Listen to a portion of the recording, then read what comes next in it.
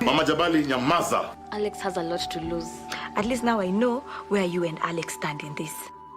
Kata kubali kwenda ama kata tugeuzia. Mimi ndahakikisha nimempeleka mpaka airport. Afadhali tungehepa. What is wrong with this family?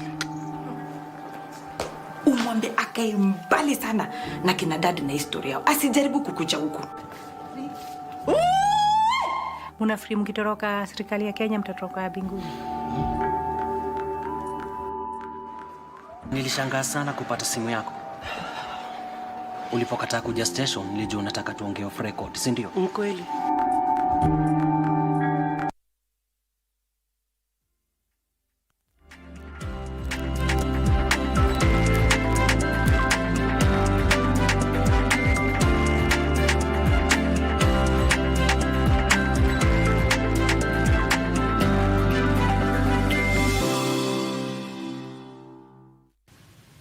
Welcome back. It's now time for business. I'm holding fort for my colleague Betty Kiptum.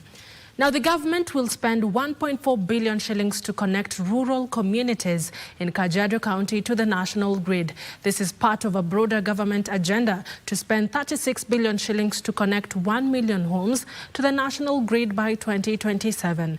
Energy Cabinet Secretary Opiyo Wandayi says 5,000 homesteads will be connected to the grid before the end of this year. Under the last-mile connectivity project, Kenya has succeeded in increasing the number of homes connected to the national grid from 1.3 million in 2013 to 9.5 million by June 2025. The government is banking on the program to connect all homesteads in Kenya to the national grid by the year 2030. The last-mile connectivity has seen Kenya connect to more than 70% of all homesteads in Kenya to the national grid. Hakuna wakati tutakuwa na transformer ambayo inasavu mtu moja au boma moja. Kwa hivyo hao matajiri wajua ya kwamba wakihitaji stima lazima waelewe ya kwamba stima ni haki ya kila mtu. 5% wanategemea kile tunaita SHS ama solar home system. Wengine wengi hawajaweza kuunganishwa na stima. Energy Cabinet Secretary Opiyo Wandayi says the government is exploring more avenues to increase the budget for the last mile connectivity. Speaking in Kajiado County today, Wandayi has warned against illegal connections, saying a multi-agency team will be formed to address the matter. Serikali kuu ya Mheshimiwa Rais Ruto iliweka pesa taslimu kwa bajeti shilingi 1.4 billion kwa ajili ya kuunganisha stima katika hii Kajiado County. Na Kajiado Central likapewa shilingi 338 million. Ili tuwezeshe kuunganisha stima kwa households karibu 1,250. Wandayi further says all public institutions like schools, hospitals, police stations and markets will also benefit from the last mile connectivity program. Local manufacturers are calling for stricter restrictions against infiltration of counterfeit products targeting the Kenyan market. Pwani Oil Director of Commercial Control, Rajul Malde, says counterfeit products are hurting local manufacturers at a time when Kenya is targeting to grow local manufacturing. The latest report by the Anti-Counterfeit Authority indicates that cigarettes, medicines, beauty products and pesticides are the most counterfeited products in Kenya. The products pose health and safety risks and cost the economy in uncollected taxes. There are various brands that get imported into the country from neighboring markets through our porous borders and so on. And I'm pleased to report that government is actually acting on such challenges that we raise with government and stakeholders. Companies like Pwani Oil are now turning to technology and innovation to set their products apart from bad actors, while at the same time calling for stricter enforcement by the authorities. We've got to fight those challenges. We've got to create efficiency. We've got to create automation. We've got to go into this new tech world of AI and digitization and optimization to be able to remain efficient, but not add, and therefore not add cost to product, but still be compliant from a tax and importation perspective. The introduction of innovations such as the borderless labeling enforcement and empowerment platform offers a digital solution for tracking and verifying goods, helping to fight counterfeits. And that's what I mean when I say government needs to continue to support Kenyan manufacturing, and this is one of the ways that government is already doing some little bit, and maybe they can do a bit more. Malde was speaking during the launch of a new range of sour lotions following a 582 million shillings investment to diversify the farm's product portfolio. The sour lotion comes to the market with 3 distinct and unique features that are completely different in answering the consumer needs that we have been doing research on over the last 24 months. Alan Auko, Easy Friday. The 4 products now. City dwellers account for over 50% of travelers visiting recreational facilities within Kirinyaga County, drawn by the serenity away from the noise and hush of urban life. As a result, the hospitality industry is capitalizing on off-grid sites along the Mount Kenya tourism circuit, which are ideal for relaxation and adventure. Here is Regina Manyara with the details. Kirinyaga County is Kenya's leading producer of rice, accounting for over 60% of the national harvest. However, it is increasingly becoming a favorite destination for city dwellers looking to disappear from the busy city life thanks to its serene off-grid establishments. First thing that it offers you is peace and serene getaway. You're able to come and completely disconnect. We have no mobile network here. We do have internet if you need it for work, but for the most part, you can come here and completely disconnect from the world, commune with nature, and just get back to the basics. Hospitality players believe the area could attract more visitors if the unique recreational facilities in the area are intensively marketed. Then we also have the other demographic of international tourists. Castle Forest is one of the top birdwatching destinations in Kenya. This is among, we have Castle Forest, we have Arabuko Sokoke, and we have Kakamega Forest. So we have a lot of international travelers who come here to enjoy the wildlife, specifically the birds. We have a lot of bird species which are unique to Mount Kenya Forest. And we are also the only lodge operating inside the forest. Beyond its peaceful environment, the famous song released in 1978 by Les Wanyika Mtoto wa Sagana has its roots in the county. What led this band made of, 2 gentlemen focus on her? Margaret, tell us, how did it begin and what was so unique in that time that you actually featured in this particular song? Okay, by that time I was at my teenage age. And when they started, they sang, John Gereza sang for me. It was about my hair, and that time it was the time of Michael Jackson, where we used to comb our hair in Afro style. All right. So it has been so many years since, and we consider those kind of songs as zilizopendwa. Yes. How are you using that particular song to market, Kirinyaga County, where you come from, as a tourist attraction? Has it helped in one way or another? Not really, but I would say that we got famous, and I'm happy for my county, Kirinyaga, when it was sung there, or when it's sung, I feel good. Wamboi, who is now in her late 60s, is someone you're likely to meet while in Kirinyaga County. The Magical Kenya Trail series heads to Tharaka Nithi County. Regina Manyara reporting for KBC Channel 1.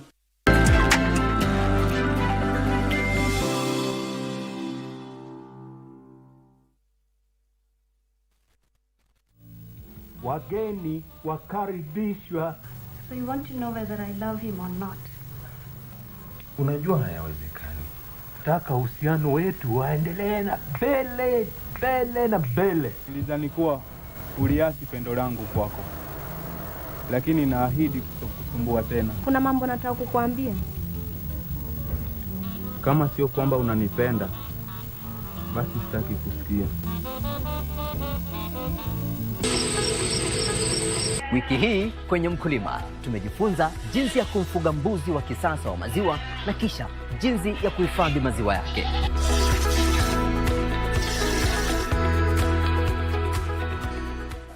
Ni biashara kama ingine.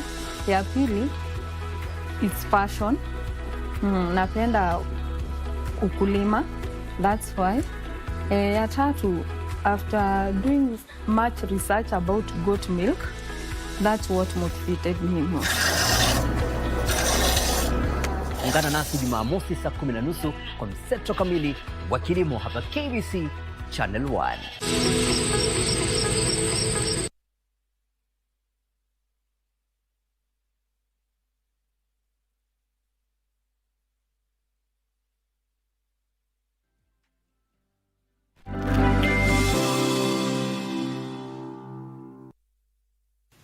Welcome back to Business News.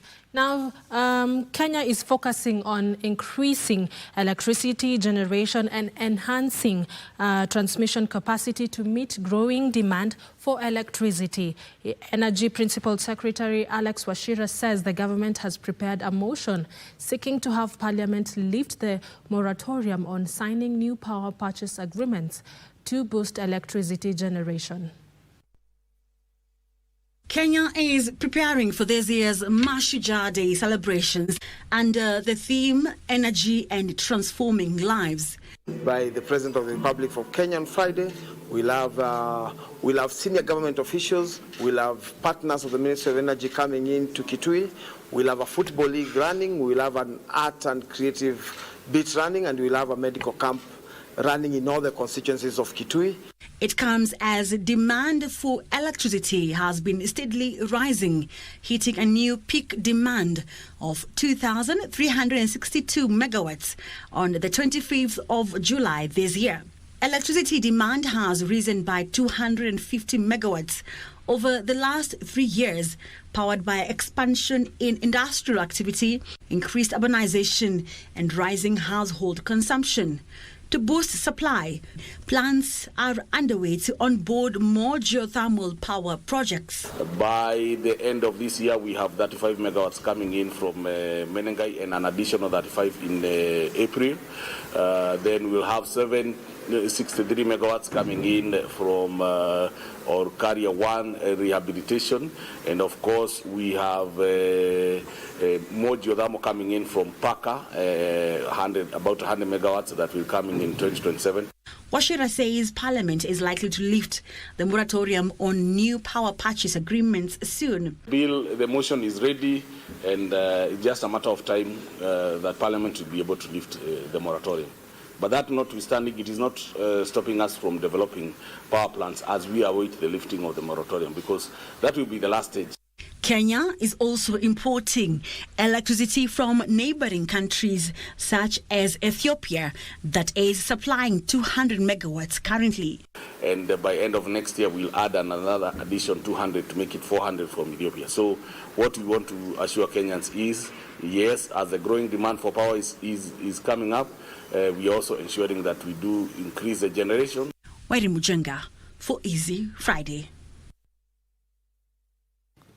Public accountants will be required to state the risk mitigation measures and impact of government programs in their financial reports. Deputy Auditor General Frederick Odhiambo says the comprehensive report will increase openness and accountability on government expenditure and help in flagging wastage and corruption cases in government offices.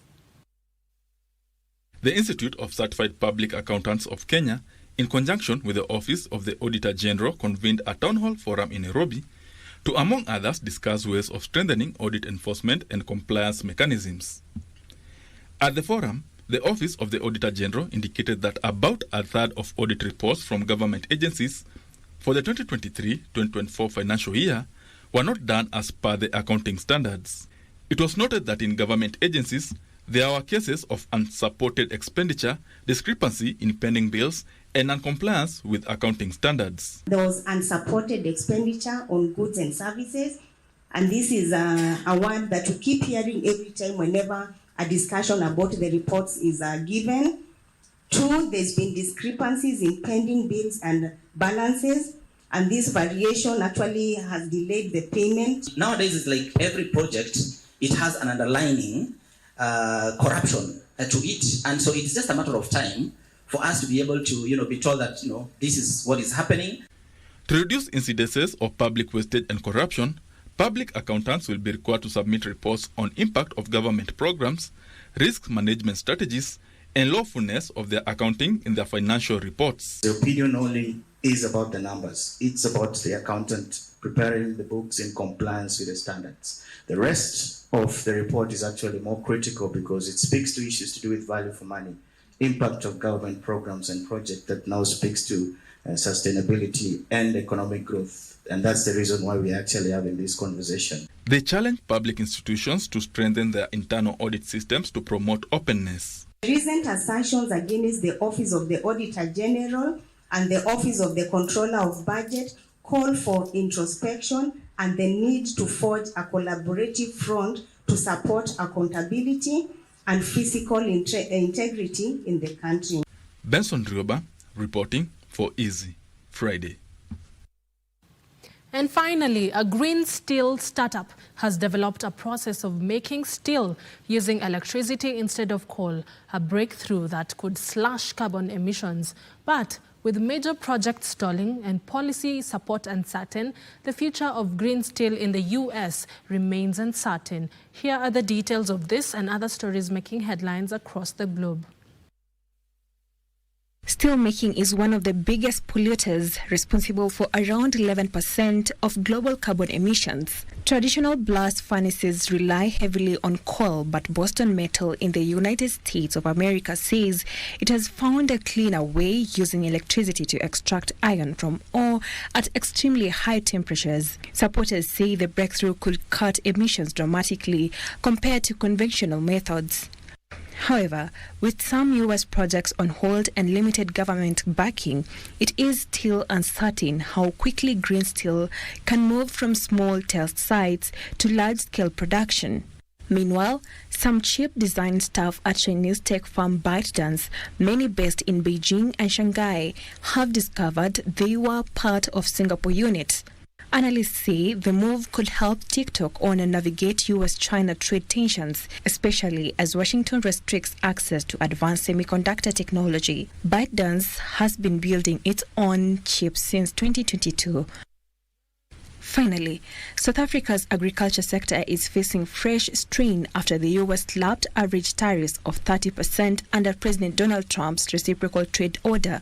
South African officials say the move threatens exports like citrus and wine, which play a vital role in the economy, contributing 3% to GDP and nearly 6% of jobs. They warn that the higher tariffs could force small farmers out of export markets and worsen rural poverty. South Africa is now pressing the U.S. for relief while accelerating trade diversification with China, Japan, South Korea, and other Asian markets to cushion the blow. Sylvia's report wraps up the business news tonight. Don't go too far, because after this short break, my colleague Daniel Wahome, the global, the international, I know you know why, will be back with the sports news.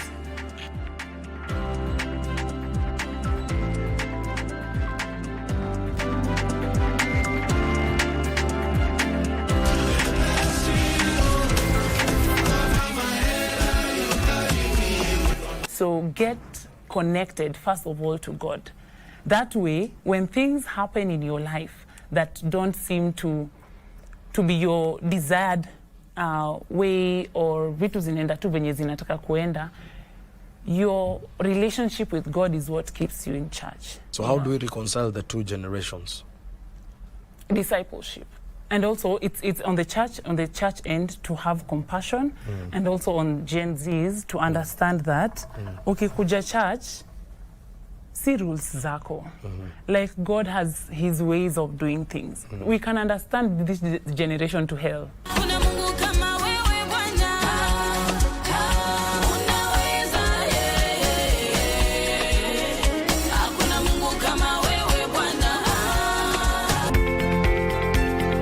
If 25 25,000 Kenyans each give 1,000 shillings each. That will total 25 million shillings. Now you may wonder, why am I giving you these figures while in the setup of an ICU? The tracheostomy is what he's using to breathe. So sometimes like every 3 hours we sanction because it gets clogged with secretions. Now, baby Jason has a rare condition called spinal muscular atrophy. We did a genetic test that confirmed that he had a genetic disorder. Now Jason is 1 year, so he still would benefit from the gene therapy, the Zolgensma. Join us this Sunday as we focus on SMA, only on KBC Channel 1.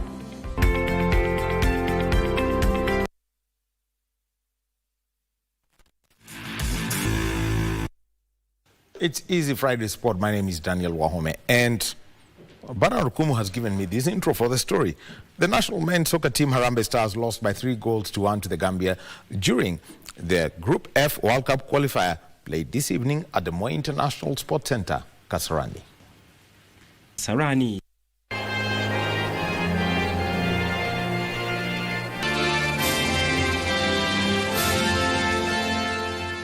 Kenya fell behind by 3-0 at halftime after Sheriff Sinyan, Yankuba Minte and Sidibe Barrow scored a goal apiece in the opening 45 minutes. Good delivery to the back post, and it's the opener. Completely unmarked at the back post there. Sheriff Sinyan. Interception from Minte, and they can turn defence into attack here, the Gambia. Minte making a run on this right-hand side. Oh, it's a beautiful ball through for the Brighton man. Here's Minte, and that's 2-0. Given away again at the back by Kenya. Sidibe goes for the back post. They're queuing up there, and that's 3-0. Kenya's Benny McCarthy made double substitution shortly after restart, introducing midfielders Alpha Onyango and Manzur Okwaro, who steadied the play as Harambee Stars intensified its efforts of finding a goal.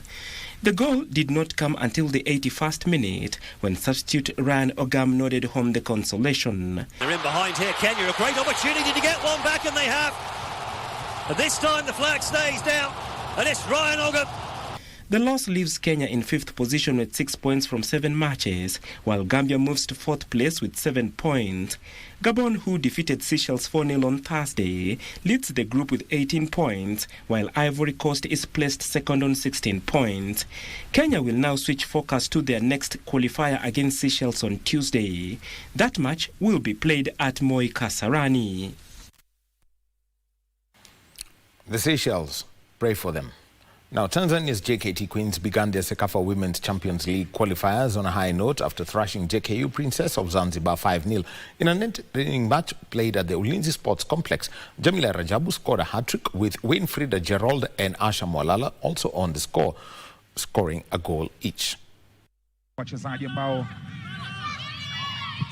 goalkeeper anakosa mpira ule, Monica namna gani kitu kinasukumizwa ndani ya kamba sasa.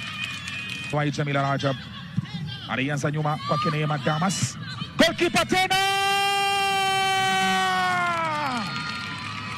Winfrida Gerald sasa. Damas anaileta, kipa anaipiga kofi, cha tatu kinaingizwa hapa na Ned Panga Mwene, anawekewa kwenye njia, atafika, inaleta ile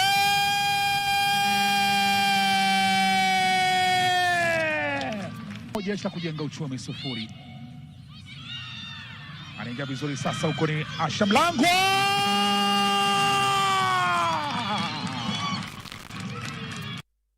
Now, the Kenya Rugby Union has announced the suspension of Dennis Mwanja, the head coach of the Kenya Women's Sevens rugby team, for a period of 2 weeks. This action follows a preliminary report submitted to the Kenya Rugby Union by the Ministry of Youth Affairs, Creative Economy and Sport, specifically from the Office of Gender Protection and Implementation Secretariat. The report relates to a safeguarding incident involving Mr. Mwanja. Investigating officers from the State Department of Sports have recommended the suspension to ensure a fair and transparent investigation to the process. This step respects the rights of both Mr. Mwanja and the alleged victim, emphasizing due process. The Kenya Rugby Union has issued a strong statement reaffirming its zero-tolerance stance on any form of inappropriate conduct abuse of power, or actions that threaten the safety, dignity, and rights of its players. The union's board is clear that no individual will be shielded if found to have violated the trust and well-being of players. They remain committed to maintaining the highest standards of integrity, accountability, and safety within Kenyan rugby.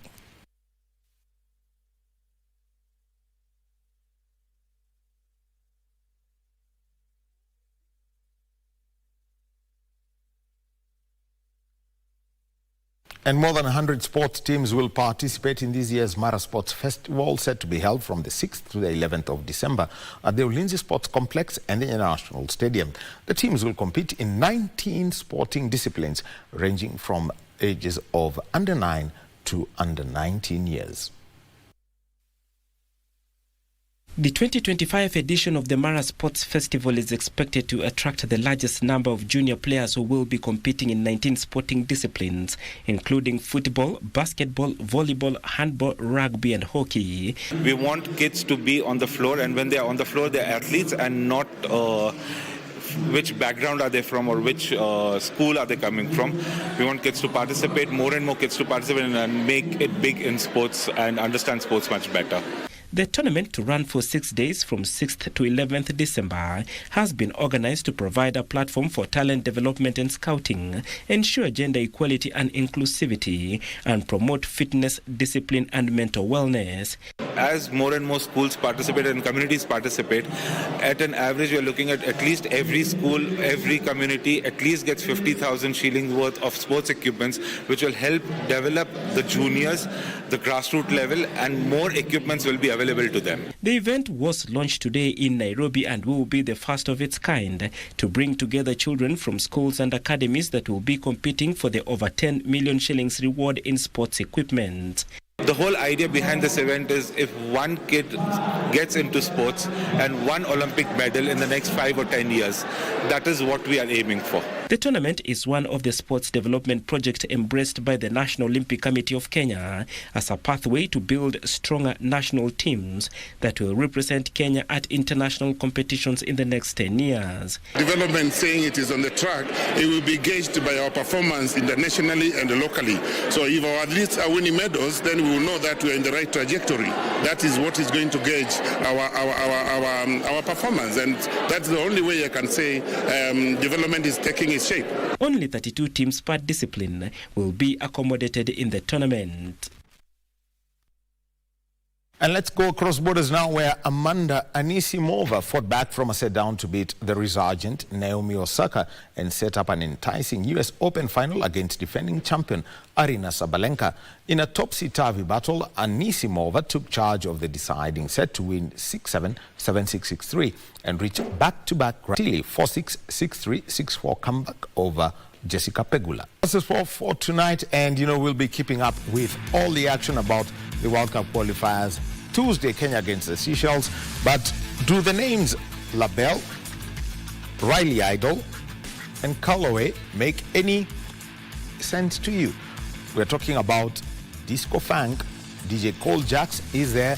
He's warming up his turntables. So I can tell you that I'm going home to enjoy that 100%. My name is Daniel Wahome. Thank you for being with us. Over to you, Caren.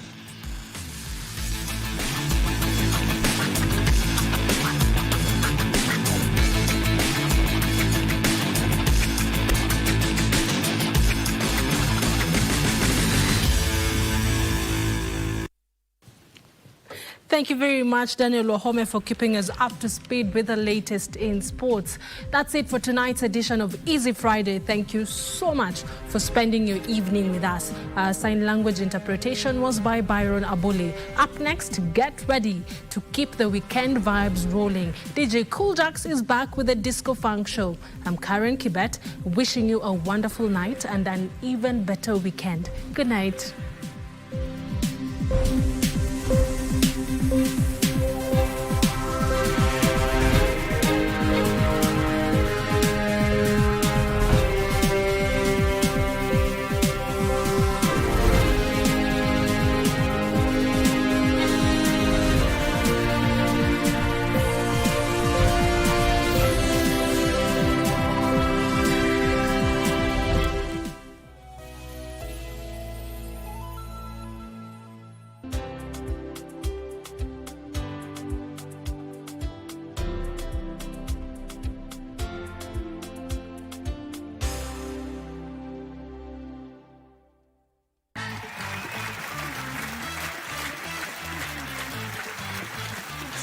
Saturday Night Live from 10 p.m. kwa this TV station.